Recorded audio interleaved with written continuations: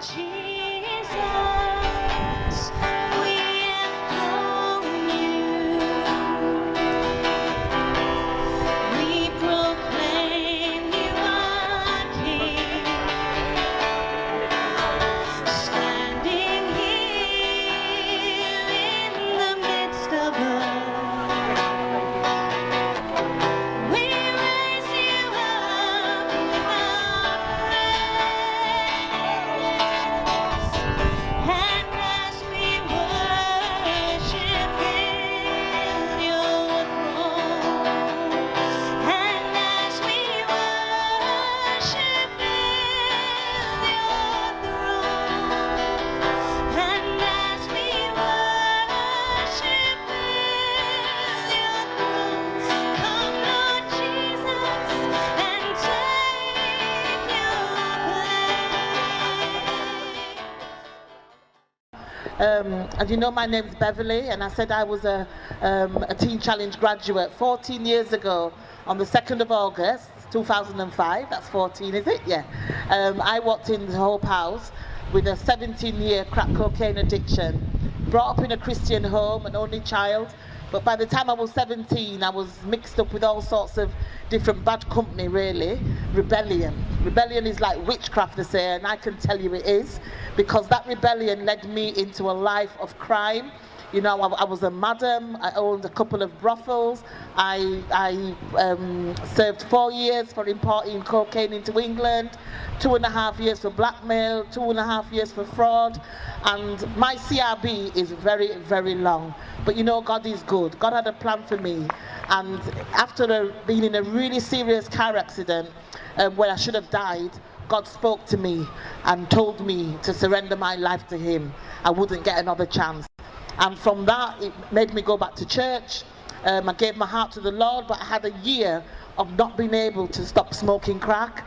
And I believe that year was God showing me that I had to surrender everything and that He had a bigger plan for me. And about a year later, a speaker came to my church and spoke a message called Out of the Ashes. And that sermon made me realize that even though I was in the pit of despair, God could take me out. He told me about the Israelites and the Red Sea, and with Pharaoh behind them, the Red Sea in front of them. They were going to die, but at the last minute, God opened the way, and that's what He did for me. And I said, I entered the program. I wasn't the conventional kind of addict, and I walked in there with 10 Louis Vuitton suitcases, designer stuff, big heels, and the Voices in Hope book tells my story, and it's hilarious. You know, looking back now, I can't even believe that was me. I was really obnoxious, but thank God, God broke through. You know, He changed me. He made me a woman of God. He made me a woman that loved people. Since leaving the program, I have been on many mission trips all over the world. You know, I've been a bit of a celebrity. I've been on Songs of Praises. I've been in magazines. Not because of me, but because I was so shocking before. They were so shocked. They wanted to know how this change happened. And all I could tell them that it was Jesus. It was Jesus that did the change.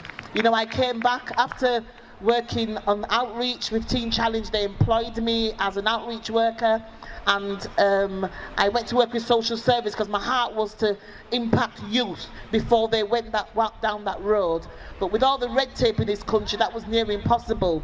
But God even had a way through that, because He enabled me to work with the mothers. So when the mothers' lives are changed, they're better mothers to impact their children for change. You know, so I just want to encourage somebody out there. You know, we're going to be in the tent. If, you know, we're living in a time where addiction is rife, whether it be alcohol, whether it be substances.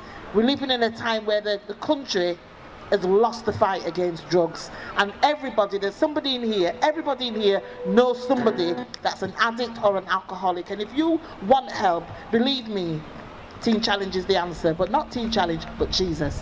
He didn't just come for addicts, He came for the lost. So if you need to talk to any of us, or if you've got any family that you want to send off to Teen Challenge, it's like a boot camp, you come and speak to us over there. Beautiful girl, gosh, I haven't seen her since she was so little.